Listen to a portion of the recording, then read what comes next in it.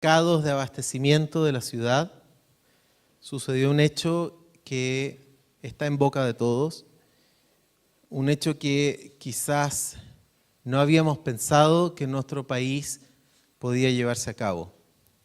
Un trabajador haitiano recibe en su pierna izquierda una puñalada y la razón, al parecer, simplemente una diferencia en su color de piel, diferencia en nacionalidad, idioma, y el temor que genera en la población que siente que sus puestos de trabajo están en riesgo. El temor a la diferencia no pertenece a un momento histórico, tampoco pertenece a una cultura, a un continente. Lamentablemente, el temor a la diferencia está cercamente imbricado en el tejido humano. Es parte de nuestra naturaleza. Pero también es parte de la naturaleza humana luchar por mejorar su entorno, territorio, paisaje y también la constitución de su propia naturaleza moral.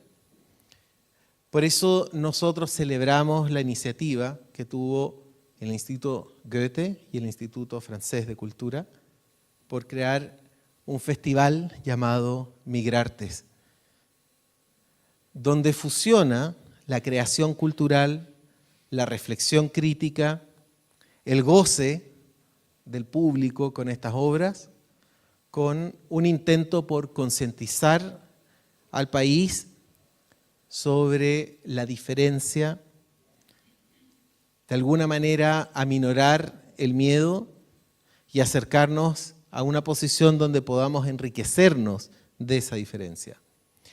En función de eso es que la cátedra en homenaje a Roberto Bolaño unió esfuerzos con el Goethe Institut y también con el Instituto Chileno-Francés y ha acogido acá dentro de su espacio a uno de los artistas invitados.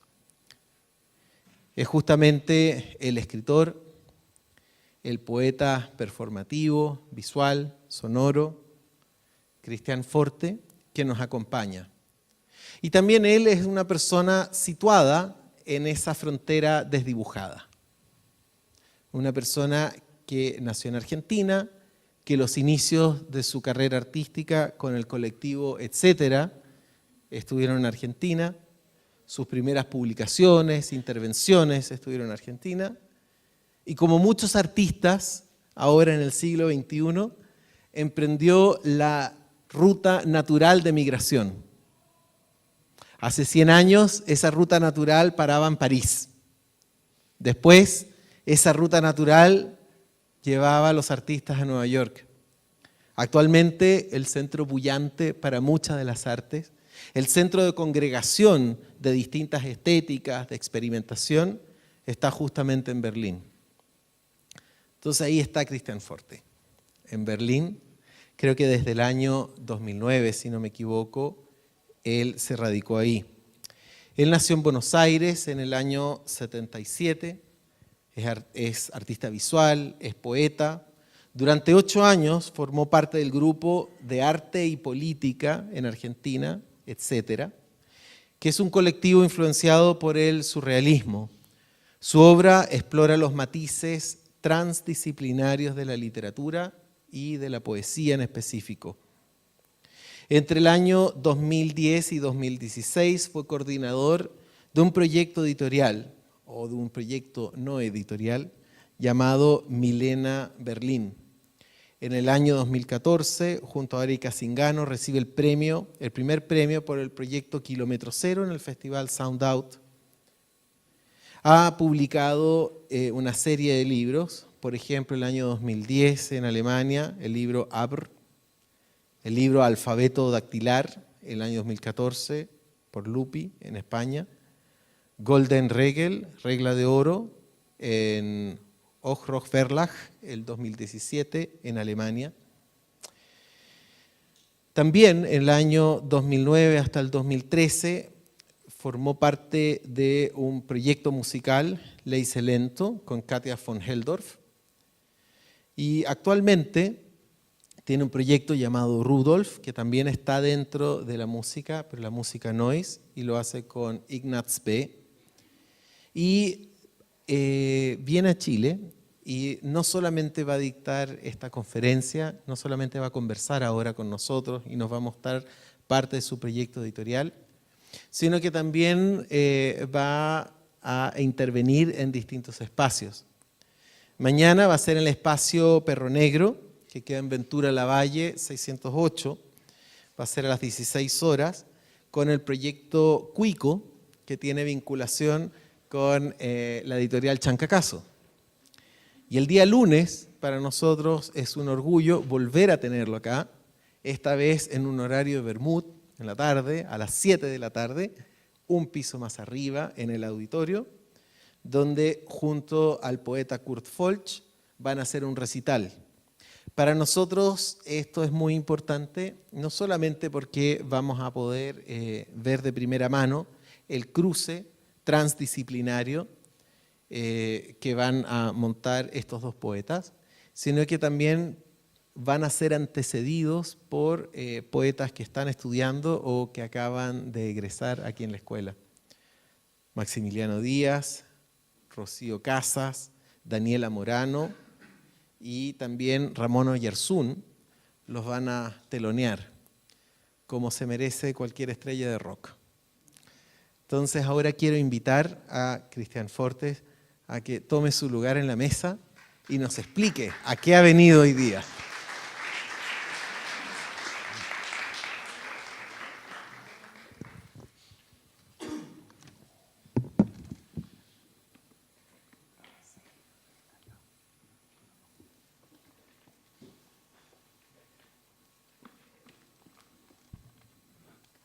Hola, hola.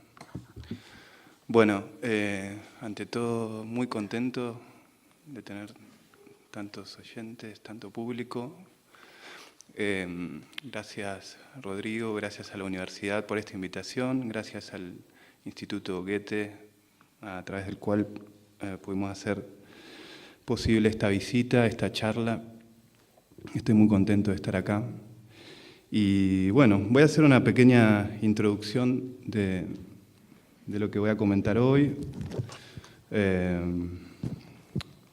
Quiero ya anticiparles que a partir de la charla, de lo que sucedió con estas ediciones que ustedes ven desde tan lejos, me gustaría que mientras la charla o al final de la charla se acerquen, vamos a hacer espacio y puedan manipular, ver las ediciones, conocer a los autores y autoras y al mismo tiempo relacionarse con estos libros o libros objetos, ¿no? Entonces, tocar estos libros.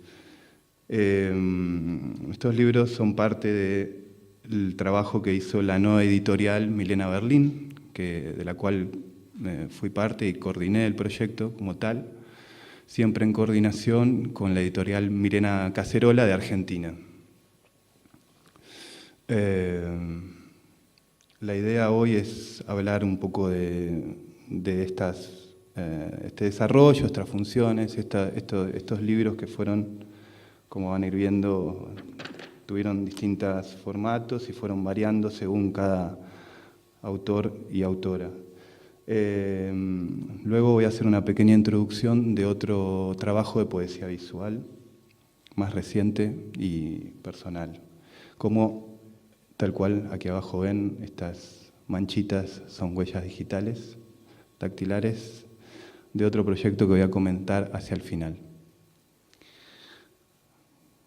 Pero para empezar voy a leer un pequeño texto introductorio que se llama Limpiando el caos y intenta hacer un resumen de lo que fue la primera edición de la editorial, de mi acercamiento a este proyecto de libros objetos. Y en este caso fue estas botellitas, este libro del poeta guatemalteco Cristian Loaiza. Así que a partir de esta primera edición vamos a hacer una introducción a una parte de lo que pasó con Milena Berlín.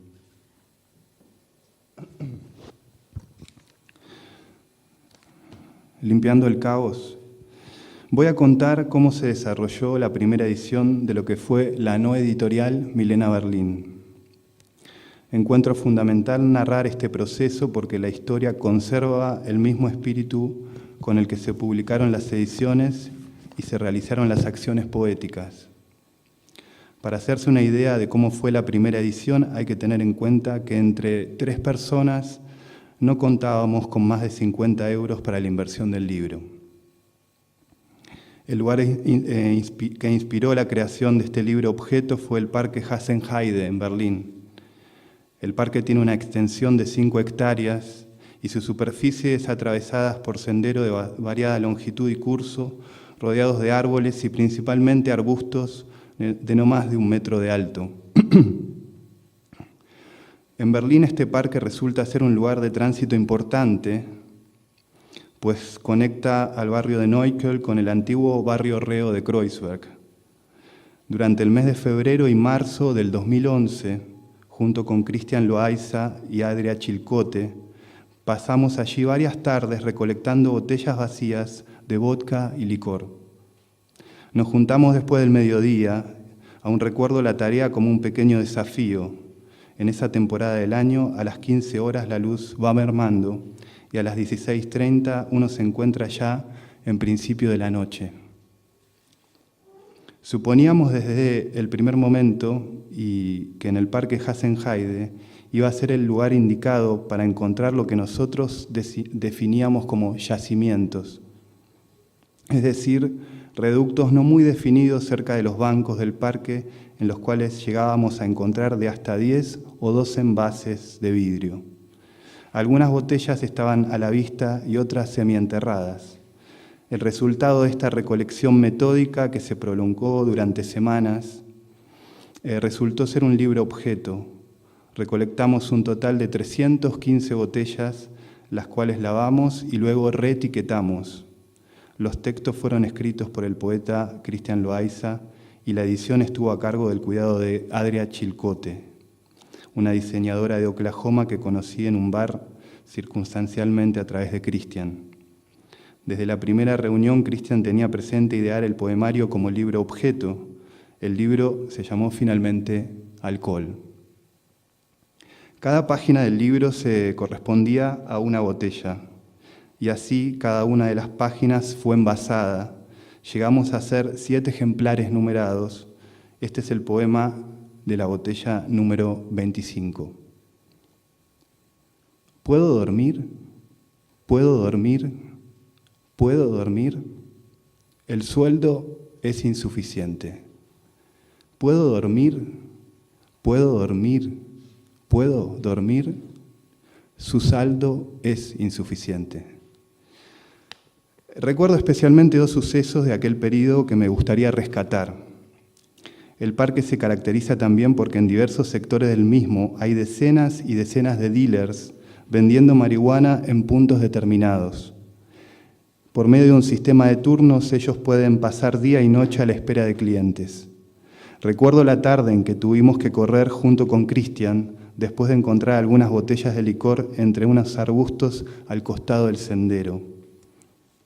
De manera ingenua, obviamos el hecho de que estábamos invadiendo territorios, donde los vendedores guardan la droga bajo tierra para no portar nada encima en caso de haber controles policiales. El segundo hecho que me pareció relevante fue en Berlín también, junto al poeta Enrique Winter. Él quedó entusiasmado por el proyecto y remarcó un punto significativo que me hizo pensar en el provecho que se le puede dar a la basura local. Winter sugirió que nuestro libro pudo hacerse con poco presupuesto solo porque estábamos en Berlín. Las mismas bebidas son caras en Latinoamérica y en general la gente guarda los envases ya vacíos para darle un uso doméstico. Este aprovechamiento de la basura local se repitió luego en la 4ª edición de Milena Berlín, cuando el poeta Roberto Equizoain tuvo la genial idea de forrar las cubiertas de sus libros con telas de paraguas rotos encontrados en la calle. Es este caso. Y luego el mismo poeta hizo un proyecto y otro libro similar con telas de colchones que encontraba tirados en la calle. Luego lo podemos ver.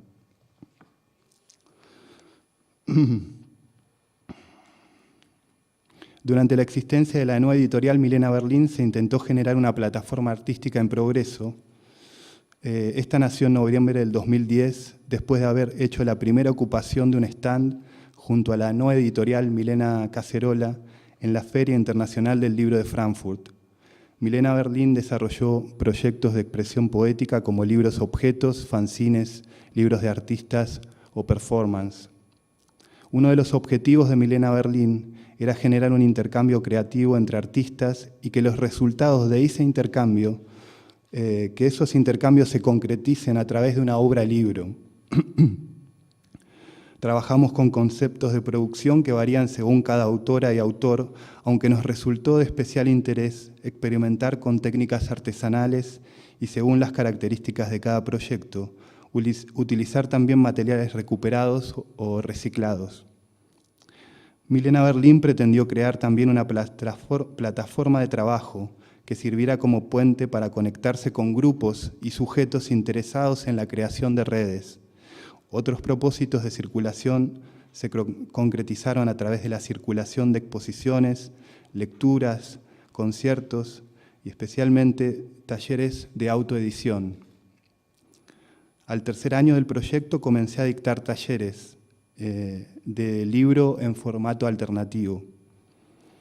Desde mi perspectiva, este fue uno de los logros más relevantes del proceso, ya que por este medio fue posible llevar a cabo la socialización de lo aprendido en los años anteriores. Preferí definir a Milena Berlín como una obra de arte y eso la fue transformando en una no editorial. Viajé a diversas ciudades y pude contribuir a difundir las obras de autores y autores ya editados. Eran fanzines y folletos hechos a partir de dobleces y costuras simples que comenzaron a tener cierta circulación también afuera de Berlín. Al final del taller, cada participante aprendía a construir 6 modelos hechos con hojas de papel tamaño A3 o A5. En definitiva, el hecho que más me entusiasmaba era que al final de cada taller me encontraba frente a potenciales editores de libros. Recuerdo todavía las palabras de aliento de Matías Reck, editor de Milena Cacerola, en Buenos Aires, cuando en el 2010 me dijo: no hay problema que no tengas un taller, que tu computadora sea vieja y no sepas usar un programa de diseño. Una editorial es algo inmaterial. Solo hace falta que digas que sos editor. Así pues, me tomé en serio el consejo de Matías y entre el 2010 y el 2016 se lograron hacer 17 ediciones. Los artistas, músicos, escritoras publicados por Milena Berlín pueden encontrarse en el blog de la nueva editorial. Creo que cada libro objeto, fanzine o disco que se hizo mantuvo diferentes grados de intensidad, especialmente porque la relación con cada obra y artista se produjo en ediciones disímiles, tanto en estilo como en formato. Esto fue quizás una consecuencia indirecta de la heterogeneidad de Berlín. Cada encuentro con un artista implicaba un vínculo particular, ya que todos llegábamos de distintas ciudades con un bagaje diferente. Pronto me di cuenta que el rol de editor no me iba bien y preferí pensarme entonces como un facilitador o coordinador. Eso me hizo pensar que la manera de enfocar un buen proceso no era centrarse en el libro como objetivo, sino conformar una buena dinámica con relación a todo lo que rodea al libro, generando un espacio de confianza para que la persona pueda ofrecer lo que sabe. Sinceramente, después de 6 años de actividad, aún no sé si yo puedo aportar algo nuevo a la definición de libro objeto. La pregunta que sí me hago es ¿por qué hacer un libro? Y hasta ahora encontré 2 motivaciones que activan profundamente ese deseo. Por un lado, considero la potencia inherente a la práctica de escritura poética, la cual considero, a diferencia de otras artes, la más inclusiva. No tuve la oportunidad de comprarme una cámara fotográfica cuando quise y tampoco pude pagar en mi adolescencia los talleres de pintura con un buen profesor. Sin embargo, la poesía siempre estuvo a mi alcance. Creo que esa accesibilidad y libertad relacionada con la escritura poética me motivó a descubrir también la experiencia de construcción de libros, es decir, hacer evidente la manipulación y la producción del libro como algo cercano, dar evidencia a lo cercano, intentando concebir así a la práctica de la escritura, el rol del poeta y al libro como producto, como resultado natural, como un quehacer y no como un oficio inflexible y dependiente únicamente de la estructura de lo que entendemos formalmente como editoriales. Las tapas y el interior de mi primer libro de poemas lo hice en Buenos Aires recortando radiografías que encontré en los tachos de basura de un hospital. Podría asegurar que en ese momento no tenía en mente la categoría de libro objeto.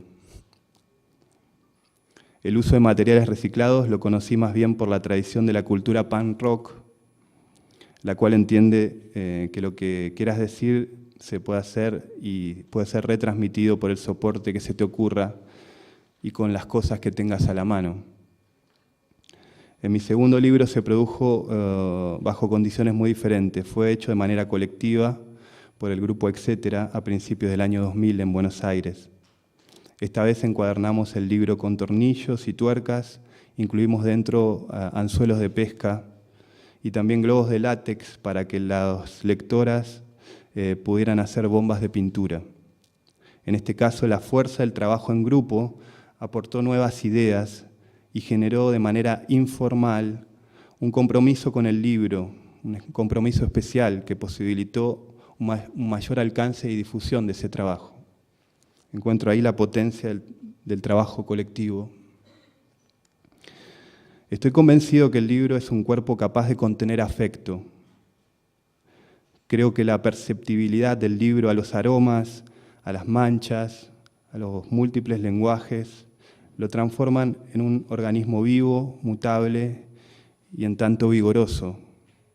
Creo que a diferencia del libro en soporte digital, el libro objeto provee más amplitud y diferentes escalas sensoriales. Disfruto la experiencia poética en forma de libro principalmente porque aún no termino de acostumbrarme a la limpieza y la prolijidad de la pantalla y a la relación que ella crea con la letra y la luz. Es posible que mi lado más conservador identifica la poesía todavía con lo sucio y la sombra. Sin embargo, pienso que el desarrollo tecnológico anticipa muy buenos tiempos para la poesía y para la edición, particularmente por el auge de medios de impresión más sofisticados a costos más baratos. No obstante, veo que ambos son fenómenos complementarios, ya que los medios digitales resignifican y le dan un nuevo valor a la pieza manufacturada, a lo precario, a lo antiguo e incluso a lo no pulcro. Esto se traduce también en el ámbito de la edición de música, por ejemplo, cuando vemos que se reactiva, al menos en el ámbito europeo, ya desde las últimas décadas, la producción de discos de vinilo. Cuando pienso en una obra trato de nivelar sus potencias, aunque soy consciente que la solución por medios digitales se presenta frecuentemente como una primera opción. Trato de igualar los medios no digitales a mis planes y experimentar con ellos. Hace poco, junto con los amigos Carlos y Miguel en Berlín, encontramos en la ciudad de Leipzig una pequeña empresa que todavía produce cassettes. Es increíble. En este momento estamos preparando un proyecto que va en esa dirección.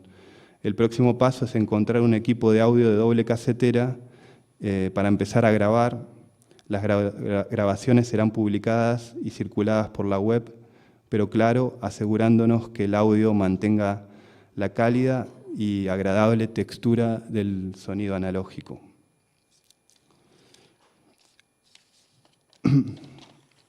Bueno, con esto intenté hacer un resumen de lo que movilizó estos 5 años de trabajo en la editorial, en Milena Berlín. Antes de charlar más abiertamente, los voy a invitar a mirar un video y les voy a contar un poco de qué se trata eso. Fueron al cuarto año acciones que propuse hacer de lecturas de poesía en lugares no convencionales. Y fue muy lindo porque nos contactamos con panaderos, con las personas que trabajaban en un taller mecánico, con otras personas que hacían servicios en gimnasios, y los invitamos a hacer lecturas de poesía en ese lugar. Así que ese experimento fue muy lindo porque me propuse, en algunos casos, en las 5 presentaciones que fui haciendo, invitar a poetas que escriben de manera un poco más formal a leer en espacios un poco más no convencionales y experimentar juntos la sensación de vivir la espacialidad con otros soportes. Me encanta todo lo que sea y lo que promueva salir de las formas convencionales en las cuales estamos habituados. Y especialmente lo digo porque estoy hablando en una universidad en donde el trabajo en relación al modo de pensar, la posición del cuerpo, el volumen de la voz está completamente regulado y condicionado. Así que creo que necesitamos, y al menos en mi caso la poesía me lo permitió, ubicarme en otros espacios para generar y conocer otras sensaciones, porque hay espacios que no nos van a dar de ninguna manera esas sensaciones, esas experiencias. Ese fue el humilde objetivo del proyecto que se llamó Raum Dichtung. Les repito, hubo 5 presentaciones. Una fue muy linda, fue en un jardín que queda en el barrio de Kreuzberg. Y allí estuvo Ginebra Raventos de Cataluña y Gaëlle Krenz de Francesa. Tuvimos músicos de Polonia, Juana Chang de Cumbia Queers de Argentina. Y en este caso, en esta edición, en la primera edición, tuvimos al poeta catalán Eduard Escoffet y a Vincent Cockot de Berlín, cuales hicieron música y poesía. Así que, por favor, vamos a proyectar el video. No sé si se podrán bajar un poco las luces. Si no es posible, bueno, intentamos verlo de la siguiente manera.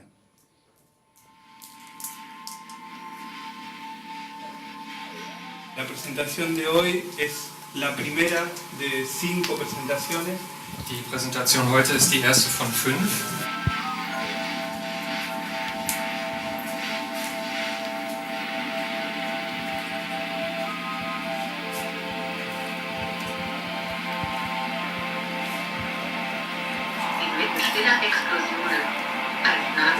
La idea es poder presentar performance y poesía en lugares no tan convencionales.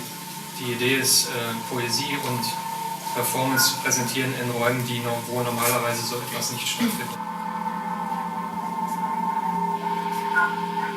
Auf graufaser verstreute Haut an Hände, Haaren, aus denen jemand anderes spricht, liegen zwischen 2 scheue Vögel mit gebrochenen Flügeln.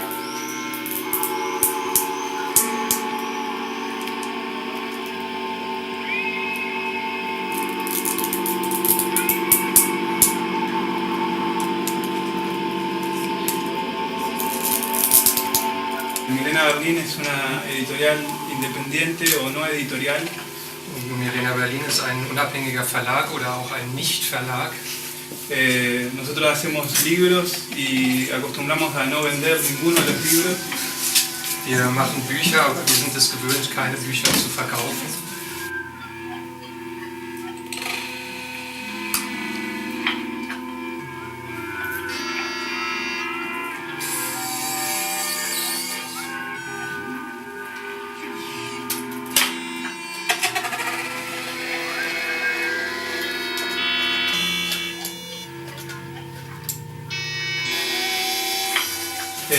Pero sí editamos y intentamos hacer una red entre algunos poetas que viven en la ciudad.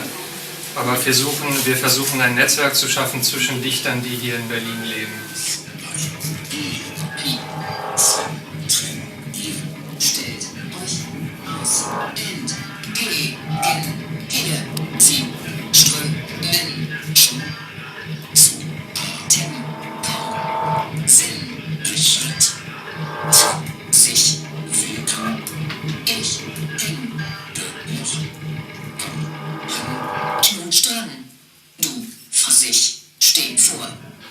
ara, quan et veig ara, quan et veig cos i cos, quan et veig cos i cos, quan et veig tu, la casa, el pes, quan et veig tu, la casa, el pes, quan et veig les coses que em dius, quan et veig les coses que em dius, quan et veig, quan et veig, quan et veig, quan et veig, quan et veig a font el mot a la pedra a la porta, quan et veig a font el mot a la pedra a la porta, quan et veig i plou, quan et veig i plou, quan et veig cos i cos, quan et veig cos i cos, quan et veig ara, quan et veig ara, quan et veig i moro, quan et veig, quan et veig, quan et veig i moro, quan no em veig, quan et veig les coses que em dius, quan et veig les coses que em dius, quan et veig i plou, quan et veig i plou, quan et veig cos i cos, quan et veig cos i cos, quan et veig fet i fet, quan no et veig res, quan et veig aquesta llum dona voltes, quan et veig aquesta llum dona voltes, quan et veig i clou la rosa.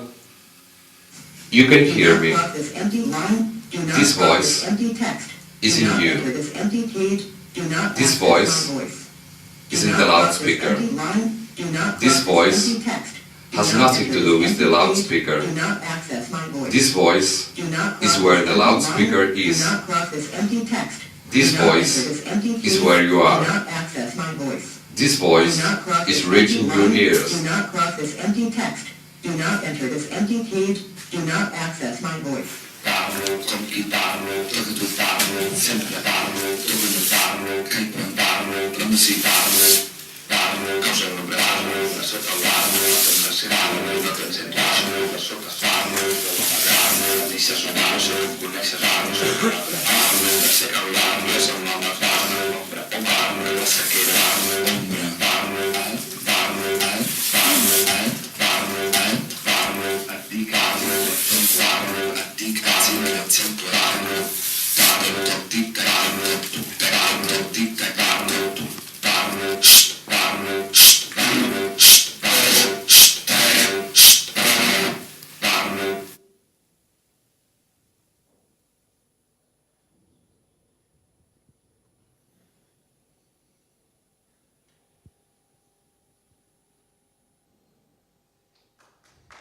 Bueno, gracias.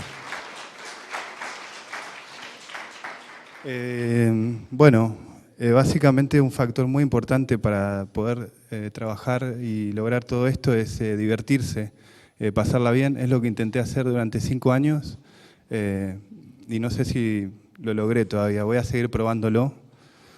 Pero el resultado de eso fue una serie de libros que trabajamos de manera bastante simple y, como les conté, precaria, pero siempre con mucha ayuda y trabajando en coordinación con colectivos.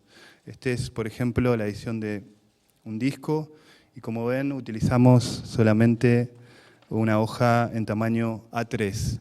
Eso fue muy, muy común en nuestro trabajo y en gran parte de las ediciones de Milena, utilizar este tipo de formatos. Aquí tenemos un trabajo del poeta chileno Pablo Jofre, el cual trabajó también con un músico, Mario Peña y Lilo. Así que este también es otro formato que nos hacía, por el costo y los presupuestos, un trabajo bastante accesible. Esto me parece un punto muy importante a recalcar porque desde que empecé con grupos de poesía siempre teníamos las dudas de cómo poder autoeditarnos y demás, y siempre de alguna manera con algunos amigos por un tiempo nos victimizábamos diciendo que nunca íbamos a ser publicados ni demás. La idea y la motivación después de esos mismos amigos fue empezar a hacer cosas de manera independiente. Sé que aquí en Chile están trabajando ferias de libros independientes y tengo información y es súper positivo ese movimiento y circulación que se va dando. Así que no creo que esto sea en su conjunto muy innovador, sino que va en sintonía con ganas y con el desarrollo de lo que es la producción de libros. Lo que sí me gusta rescatar en el caso de la editorial es que con elementos muy simples se pueden hacer ediciones cuidadas. Por eso, de manera un poco no confrontativa, digo que este no es un proyecto cartonero, porque muchas veces se acercaron algunas personas que querían escribir sobre el proyecto y decían que era una editorial cartonera. No la considero como tal, es una editorial que también con recursos mínimos puede trabajar la materialidad y el lenguaje como un cuerpo moldeable, un cuerpo que se puede sentir, un cuerpo que se puede percibir por texturas que se transmiten o se transmutan en obras de arte. Tener en cuenta todo lo que tenemos alrededor y observar básicamente qué es lo útil. Como les contaba, este libro de Roberto X. Ohain es un libro que él decidió y eligió forrarlo con telas de paraguas. El costo fue mínimo y luego tuvimos que hacer la impresión en el interior, que también fue muy económica. No participé en este tiempo de ferias, porque me aburre estar sentado en una mesa y ofreciendo los libros. Entonces hay una cuestión muy caprichosa de mi parte de hacer lo que uno quiere. La importancia de hacer lo que uno quiere y no sentirse obligado a hacer, en este caso, una editorial. Ese es otro motivo por el cual digo que es una no editorial. Es una obra de arte que todavía tiene vida, que todavía sigue circulando, que no fue comercializada en gran parte, a no ser en casos para financiar nuevamente los costos, ¿no? Pero nunca se cobró ni mano de obra, como ocurre en muchas editoriales independientes. Es una motivación, es el placer de poder concretar, como decía, obras y libros en formato un poco más alternativo. Y otro punto importante, como aclaré en el texto, es la socialización de esto a partir de los workshops, ¿no? Si bien no se participaba en ferias, sí podíamos socializar la información, todo el conocimiento que tenemos, lo que fuimos aprendiendo y lo que fui aprendiendo en estos años para poder, a una velocidad un poco más acelerada, compartir y multiplicar, ¿no? Casi como un rizoma, como un virus, como una bacteria,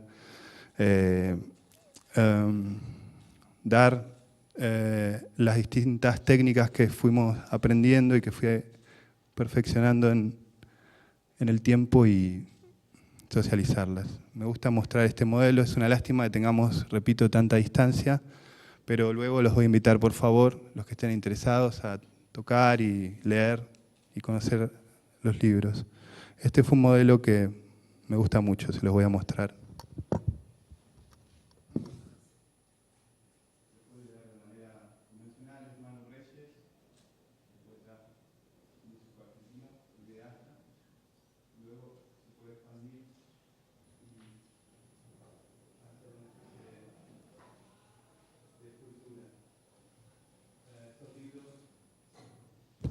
Nos servían también para hacer catálogos. Como les digo, de manera muy accesible. En este caso, Katia von Helldorf y Anton Blume combinaron dibujo y poesía y usamos, como ven, cajas de fósforos. Aquí están las botellas de Christian Loaiza.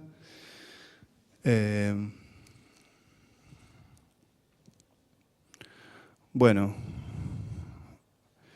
la corporalidad del libro, la manera en que se extiende también, como en este caso, este libro ya es un proyecto personal y fue el libro que surgió a partir de lo que llamé el alfabeto dactilar, una edición hecha por la editorial Lupi de Bilbao, del País Vasco.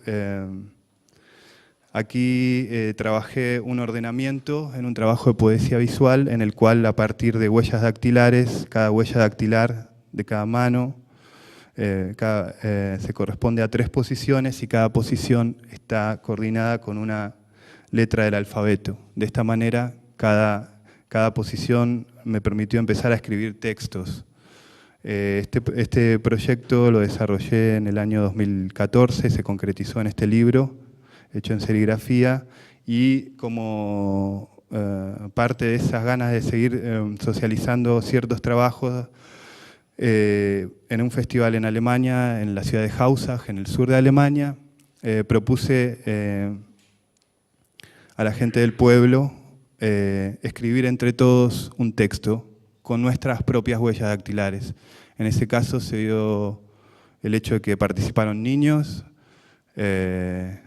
participó gente de la ciudad y también el caso puntual es que se dio una unión entre todas las gamas y estratos y gente que estaba en el pueblo. Hicimos un listado con los organizadores del festival y aquí en el plazo de 1 mes y medio fue un proceso muy lento. Hay 3 ejemplares de esto que ven aquí. Es esta obra hecha con las huellas de la gente del lugar para generar un texto, una traducción de un poeta de la región.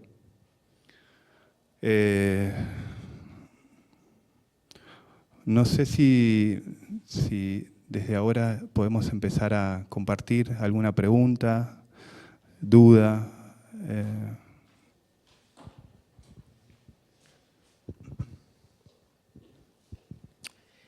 No es que la audiencia local sea tímida, porque aquí en Chile no existe la gente tímida.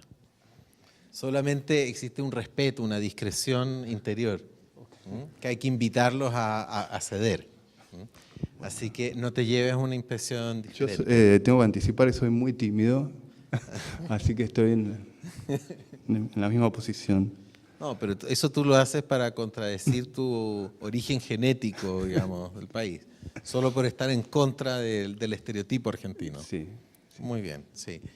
Bueno, quería hacerte una pregunta sobre... tú explicaste la génesis, por ejemplo, del libro de Loayza. Sí. Quiero saber si en estos libros, donde el objeto y el proceso editorial es tan creativo y tan fuerte como el proceso de escritura y el proceso de presentación, quería saber dónde empieza la idea del libro. Por ejemplo, me pregunto si es que el poeta Loayza decidió escribir lo que escribió después de que supo que su soporte serían las botellas, o ustedes encontraron las botellas a propósito de lo que les sugería la escritura de Loayza.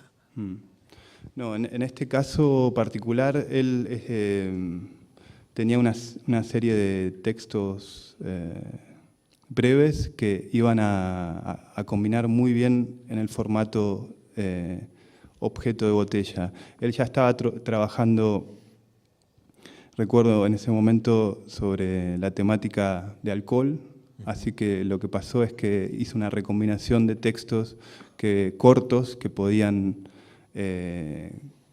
combinar el objeto de la botella con sus poemas.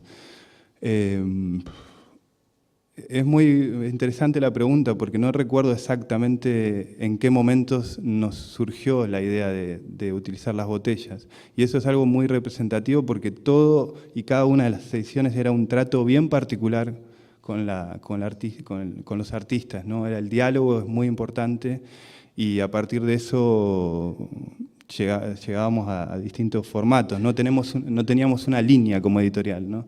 Es bien variado, incluso como ven en lo colorido que llega a ser cada edición, ¿no? ¿Hay preguntas del público? Gracias.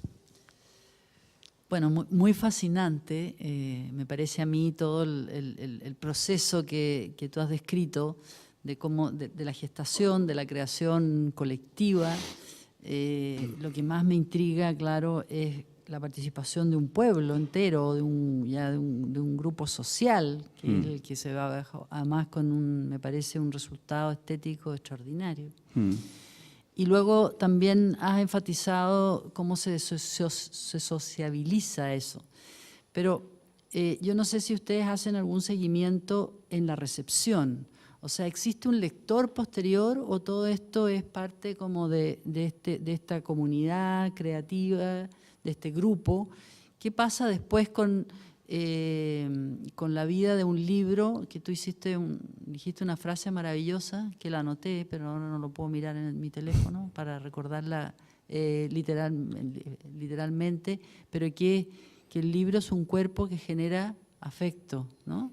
Algo que así. Tiene la capacidad de contener afecto. De contener, sería mucho más bonito, claro. Me parece una definición extraordinaria, pero entonces ese afecto que contiene queda ¿Dónde? ¿Queda en la casa de cada uno de ustedes? O sea, esa vida independiente que se supone que tiene el libro y que es lo que lo hace que nunca podremos dejar de amarlo, digamos. ¿Qué pasa en estos casos con este tipo de edición? Este tipo de edición no superaban los 100 o 150 ejemplares. Eso también los acercó un poco a obras de arte, ¿no? De alguna manera. La circulación, como conté, ¿qué pasa después con este objeto? Maravillosamente no lo sé, justamente. Lo que sí pasaba era el hecho de que después de hacer 150 ejemplares yo me quedaba con 30, 40, el resto los tomaba la autora o el autor. Y lo que sucedía es que circulaba de manera informal, como suele suceder en la poesía, intercambios, conexiones o intercambios entre libro y libro. Que sea una no editorial la hace un proyecto en tanto no comercial. Entonces, como no teníamos clientes, no buscábamos lectores, no teníamos la intención de, sino al menos siempre me motivó a hacer las cosas por el solo hecho del goce, del disfrute, y al mismo tiempo aprender y compartir. Es lo que sucedió también con el colectivo Etcétera, el cual fue mi pequeña escuela, de alguna manera, o universidad. Esa formación autodidacta hizo que una lógica más de alternativas se metiera en el trabajo que uno desarrolla. Entonces no pensé o no pensamos demasiado en qué podía pasar con este objeto. Sin embargo, circuló y sí tomé un recado que me pareció muy, muy importante. Cuando tenía oportunidad de viajar, sabiendo que muchos proyectos editoriales de gente que admiramos y leemos han quedado en lo efímero y que esas ediciones limitadas se perdían, me propuse que si bien no iba a vender los libros ni iba a ir a ferias de libros, iba a dejar archivos. En tal caso, estuve en un festival en La Habana y llevé una colección completa a la biblioteca de la Universidad de La Habana y doné todos los ejemplares. Lo mismo pasó en la biblioteca de Brooklyn, lo mismo pasó en el Instituto Iberoamericano en Berlín. En ese caso nos pudieron comprar todos los ejemplares, incluso un ejemplar completo de alcohol. Las botellitas las vendíamos a 4 euros y la gente puede leer el libro completo en la web. Se abren y están los textos, pero nuestros amigos solo pueden comprar una. El Instituto Iberoamericano es el único que tiene un ejemplar completo del libro. Y con ese dinero lo redistribuimos entre Cristian, Adria y yo un mínimo y el otro lo usamos para la próxima edición. Pero volviendo al tema de quiénes son los lectores o los que adquieren estas obras, es indeterminado, pero sí en los archivos pensé que si alguien en el futuro quisiera saber qué pasó en Berlín entre el 2010 y el 2016, podía tener una idea, un acceso a través de estas donaciones a bibliotecas y espacios. Quedaron ejemplares también en Puerto Rico, en la Biblioteca Nacional en Buenos Aires. Me ocupé de hacer donaciones. Y nada, guardar ahí, dejar una pequeña marca de lo que pasó, por si alguien estaba interesado en saber quiénes eran los artistas, ¿no? Conservarlo de alguna manera, desde lo efímero, ¿no? Sí. Hola. Hola, Hola. Buenas tardes, sí. Gracias por la exposición. Te quería preguntar una cuestión de corte como relacionada con la escritura o con la producción. A partir de las botellas, pero a partir del proyecto completo, ¿cuánto cambió tu percepción de la ciudad a partir justamente de estos trabajos? O sea, trabajaron con las botellas, lo que contaste, pero ¿cómo cambia tu percepción del espacio, del mapa, de cómo volver a habitar o cómo habitar una ciudad en la medida que estáis trabajando sobre ella o a partir de ella? Eso. Gracias. Súper pregunta, porque es algo que me lo planteé mucho. El caso de Ramum Dictum, el video que vimos, era un intento forzado de generar algo que en todos nosotros se genera automáticamente, que es generar espacialidades a partir de nuestro transitar por la ciudad. En el caso de Berlín, que es donde surgieron estas ediciones, mi sensación como latinoamericano al llegar a la ciudad fue que es una ciudad que tiene muchos centros. Y al tener muchos centros se dio un fenómeno que es el tema de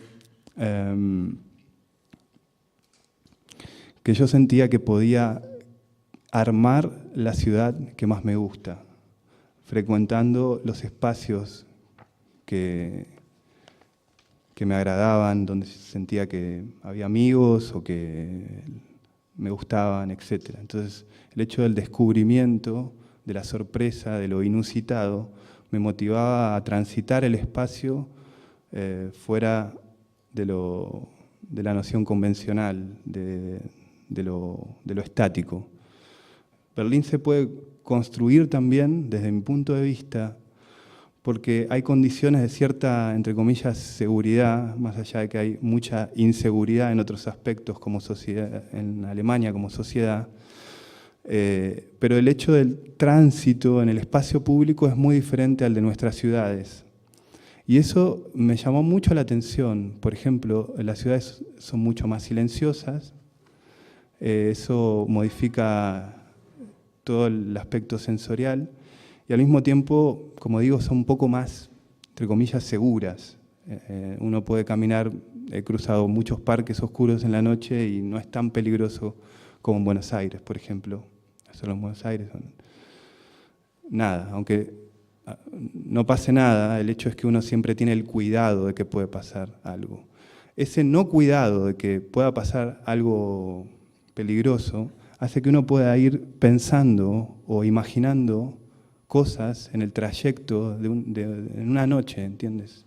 Y eso es una cuestión de la espacialidad que motiva desde adentro creatividad, que motiva situaciones de imaginación, porque, repito, los espacios son los lugares en los cuales moldeamos nuestra identidad. Y esa identidad flexible de las ciudades hace que puedan surgir nuevas ideas, y en el caso de un artista, una nueva obra, ¿no? El espacio en Berlín tiene esas características.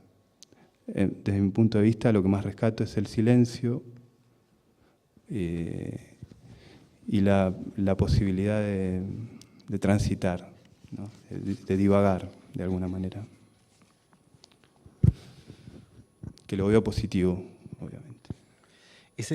Ese libro, Alfabeto Dactilar, sí. Cada impresión de huella digital puede expresarse en una letra, ¿o no? Exactamente. Por lo tanto, nosotros estamos frente a un texto. Exactamente. Me interesaba eso, generar es ilegible, pero está la potencia del texto por sobre lo visual. Eso es lo que más me interesaba al generar este sistema. Es un texto ilegible, pero ¿es irrepresentable? La representabilidad es justamente que, desde mi punto de vista, todo el tiempo estamos generando textos aleatorios cuando a partir de este sistema todo se toca. La sistematización permite que uno pueda encontrar un texto en una ventana. Es la parte más utópica y poética de todo este juego, es que todo está marcado por textos. Todo es un texto, como también lo dice Paul Preciado, ¿no? El teórico. Todo es un texto, y creo que eso combina bien con este proyecto que tuvo varios cruces, entre ellos algunos históricos de los cuales quisiera remarcar. No sé si ustedes saben que lamentablemente la invención de reconocimiento de personas a partir de huellas dactilares fue desarrollado en Argentina a finales del siglo XIX por Juan Bucetich, que fue un inmigrante croata financiado por la policía de la provincia de Buenos Aires, quien empezó a buscar métodos de identificación de personas efectivos. Algunos En Francia, en Estados Unidos se buscaban métodos antropomórficos o el tamaño de la cabeza, de la nariz, etc. Vucetich experimentó con huellas dactilares, implementó el sistema y fue aceptado en Francia en un congreso de policías, y a partir de eso, lamentablemente, fue implementado en todo el mundo. Conocí esta información porque la parte más narrativa de este proyecto es que en el proceso de construcción de este libro, que llevó unos 10 años, mi hermano se enroló en la policía de Argentina. Mi hermano es policía. Entonces, cuando él se iba de la casa de mi madre, yo me metía en su cuarto para ver todos los manuales y decir, ¿qué estudia esta gente? Claro. Y ahí leí historia de la policía y pude encontrar que Juan Vucetich había creado, fue un cruce indirecto de este proyecto, que es un alfabeto del caos y no del orden, a partir del cual, bueno, se cruzó cierta narrativa en este trabajo. No sé si hay otra pregunta. Bueno, me quedó dando vuelta tu hermano policía. Yo no sé si quisiera enfrentarme a un policía de apellido Forte. Sí, no, y lo peor es que está en el área de drogas. Ah, no. Bueno, no tendría trabajo en esta universidad. Sí. Sí, aquí hay otra pregunta.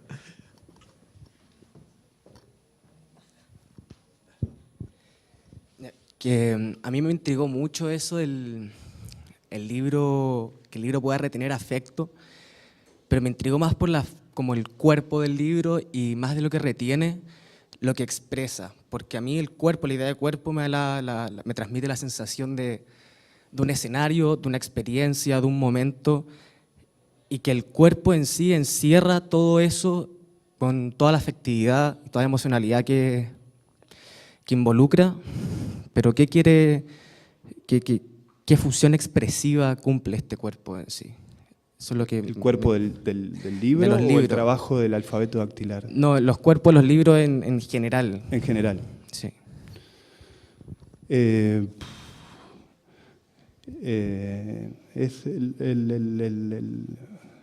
cuerpo del libro cumple una función básica y en el ámbito de una obra de arte súper expresiva, justamente porque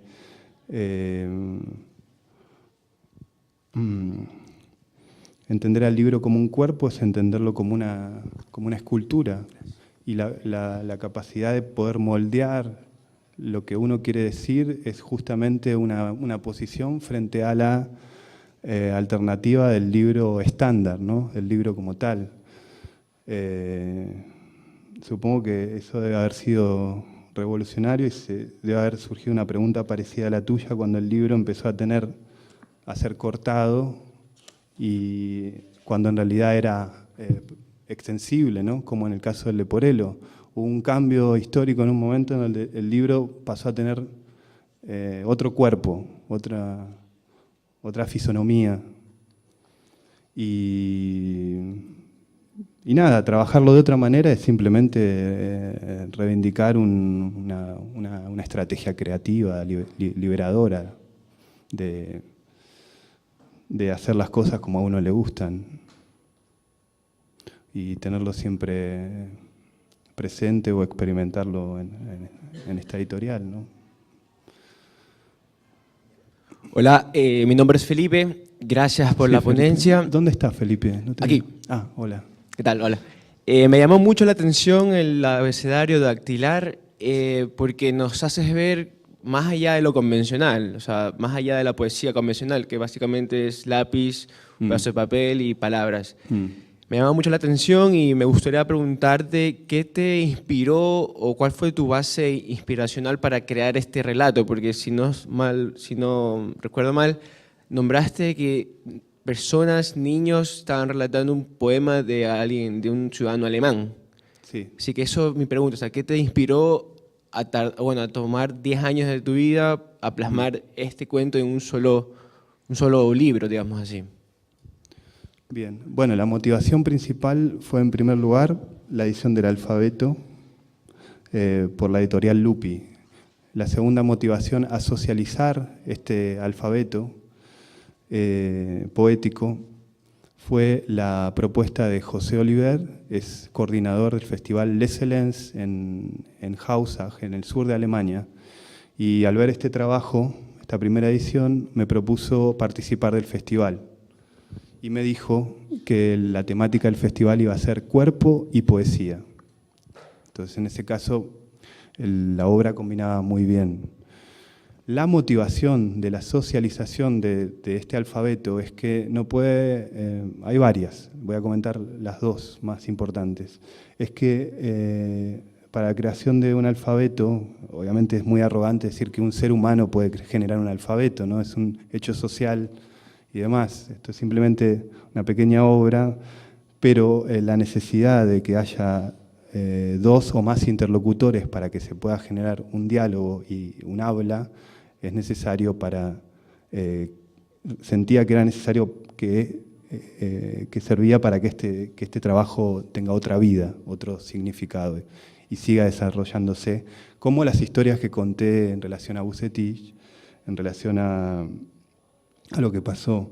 Este proyecto surgió de algo muy, muy íntimo, porque en un periodo muy depresivo, yo tuve una depresión muy fuerte en Buenos Aires, y estuve un año en donde dormía durante el día y vivía durante la noche. Y en ese momento de depresión me venían frases y escribía mucho y demás. Y una de las frases que surgía en ese momento, en una de esas noches, fue: quiero ser una máquina de escribir. Y se me repitió varias veces, hasta que en un momento empecé a decir, bueno, voy a ser una máquina de escribir y a empezar a generar un sistema de escritura como máquina. Eso fue un punto importante de la narrativa del libro, porque 8 años después leí a un teórico de la música que se llama David Tubb, que escribió un libro que es Resonancia Siniestra, el oyente como medium, editado en una editorial argentina, creo que Caja Negra. Y él decía que nosotros, cuando estamos en la panza de nuestras madres, a través del líquido amniótico nos llegan sonidos, estímulos sonoros. Entonces, en ese viaje a Buenos Aires, luego de 8 años, me pregunté, ¿cuál fue la banda sonora de mi gestación? Y le pregunté a mi madre eso, y mi madre muy tranquilamente me dijo, sí, yo seguí mientras estaba embarazada trabajando. Ella estaba en el área administrativa del Hospital Italiano en Buenos Aires. Trabajaba 7 horas frente a una máquina Olivetti, una máquina de escribir. Es decir, que yo escuchaba todo el tiempo así durante 6 horas, excepto en la hora del almuerzo, supongo, hasta 2 meses antes de su parto.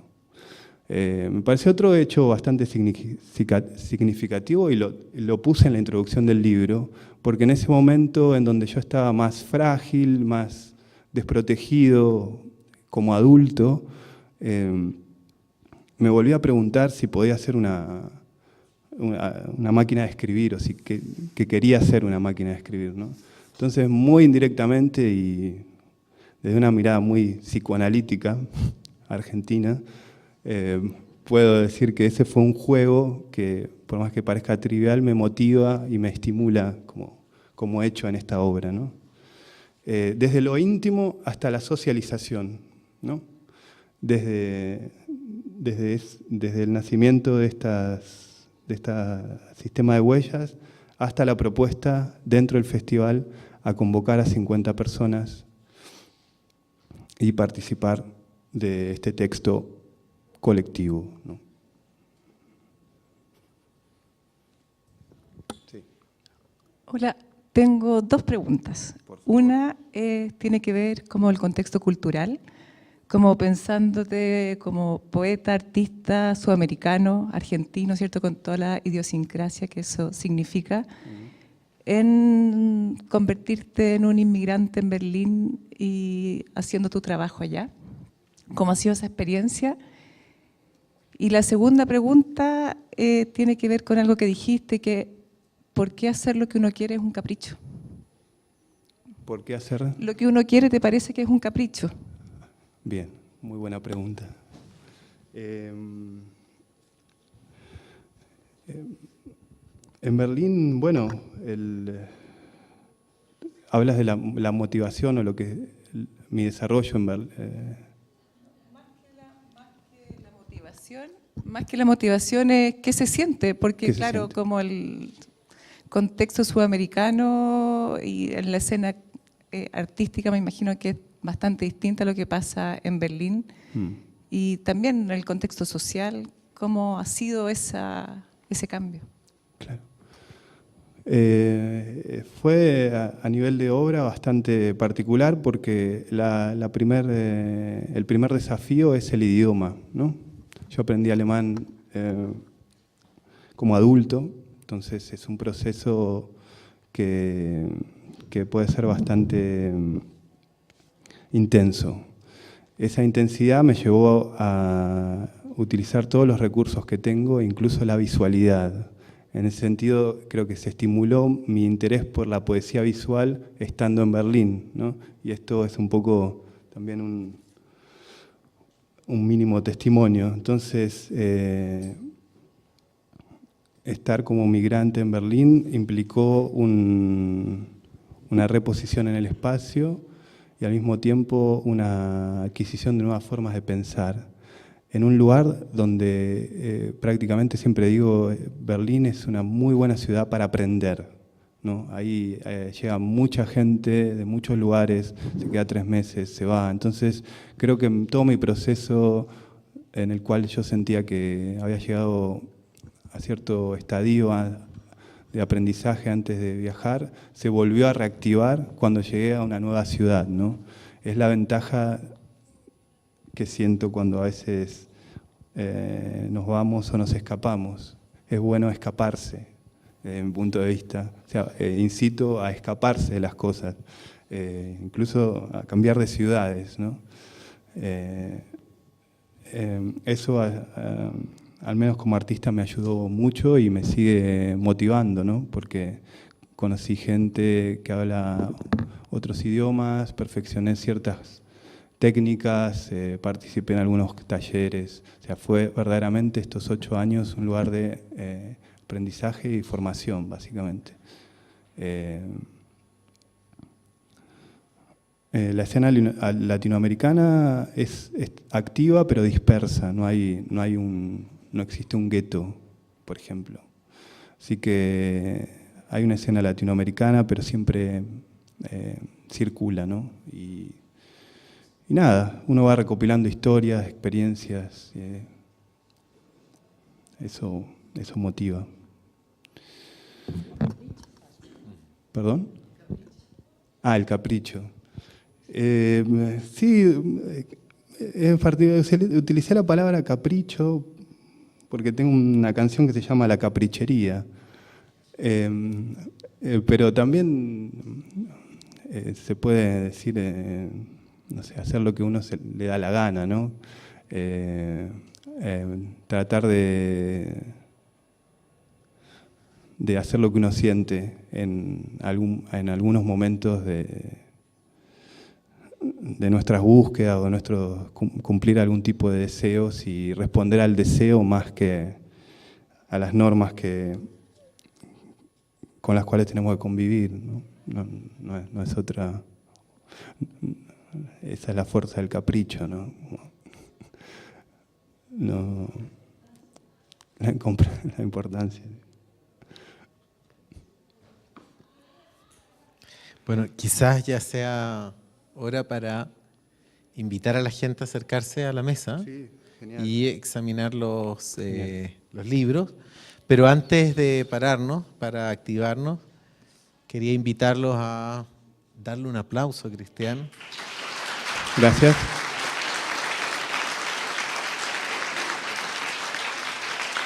Gracias. Gracias, Rodrigo, por la invitación nuevamente.